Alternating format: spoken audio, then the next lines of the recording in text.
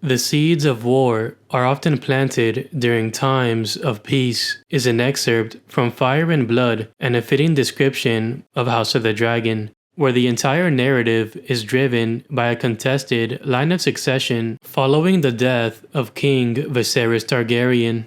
But while the show adapts the events of the source material, it also reinterprets them, reshaping characters and plot lines to tell its own version of George Martin's story. In this video, I'm going to explore some of the biggest changes from the books and talk about why they matter, starting with the first episode and what'll be the beginning of a multi-part analysis series. House of the Dragon starts by setting a historical precedent during the reign of King Jaehaerys Targaryen. After tragedy had claimed the lives of his two sons, the question of succession became uncertain. To resolve it, Jaehaerys called for a great council at Harrenhal, where the noble lords of the realm would vote to decide his successor.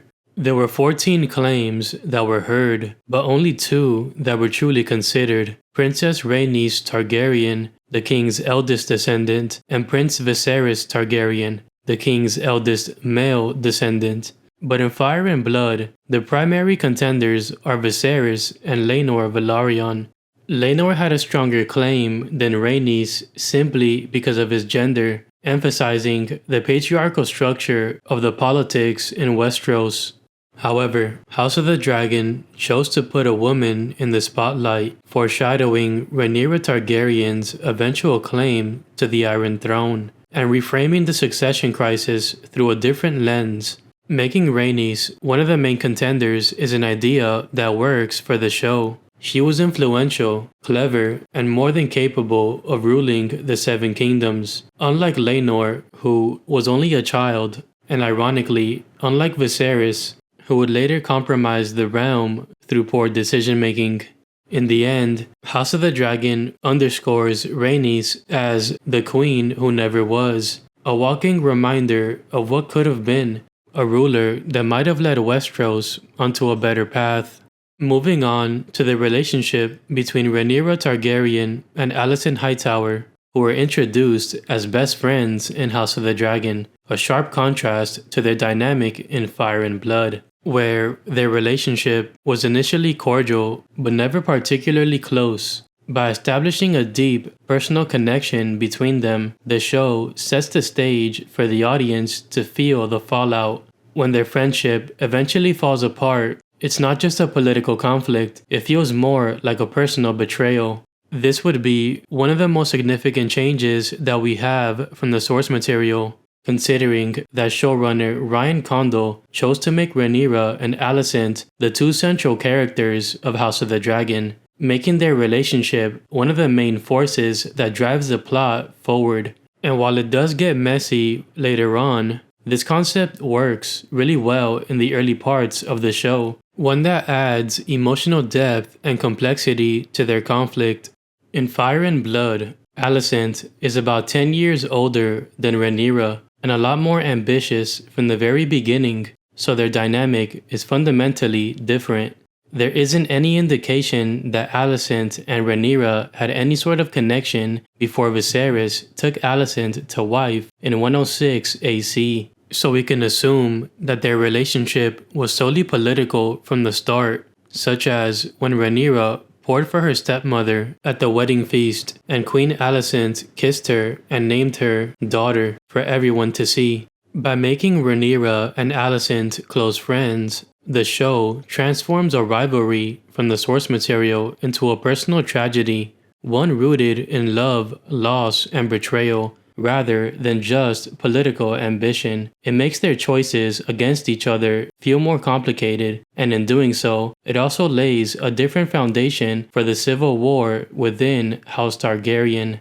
Of course, it's not just personal relationships that House of the Dragon redefines. Political dynamics were shifted as well, as seen in the early depiction of Viserys' small council, where we see Corlys Velaryon serving as master of ships. While Corlys does hold that title in Fire and Blood, his first term of service took place in the later years of Jaehaerys' reign. By bringing Corlys into Viserys' court, The showrunners gave themselves ample opportunity to feature one of the most decorated characters in the story as part of their main cast. Corlys served as Jaehaerys' master of ships for a time, but ultimately resigned when Rhaenys was passed over in the line of succession following the death of her father, Prince Aemon Targaryen. When Jaehaerys made his decision, Corlys was so angry that he resigned from the small council and took Rhaenys back to Driftmark. From that point forward, Corlys wouldn't serve in the same position again until after Viserys' reign. It isn't confirmed whether Corlys was master of ships dating back to Jaehaerys' era in the show, but based on what we know about his character, it seems unlikely that he would have remained on the small council after such an insult towards Rhaenys. Either way, by keeping Corlys in Viserys' small council, House of the Dragon is able to establish his political presence early on, making him a key player from the very beginning, without needing to wait for other plotlines to develop. Next, I'd like to address the final scene of the first episode, where Viserys reveals Aegon Targaryen's dream in a private conversation with Rhaenyra.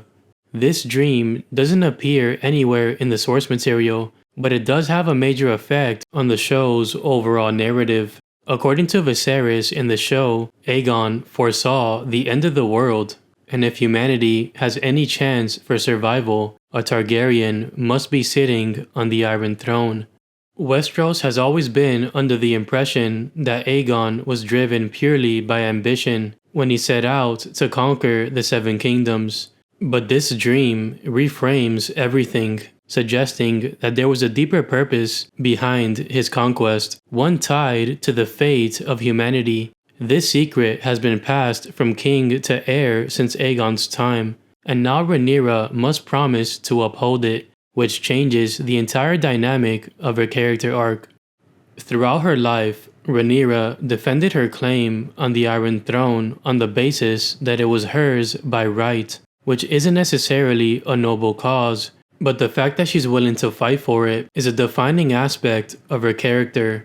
But by making her bear the burden of Aegon's prophecy, House of the Dragon gives her a whole new list of reasons to consider before fighting for her claim, which redefines Rhaenyra's entire notion of her duty to the realm, and also brings an element of destiny to the table.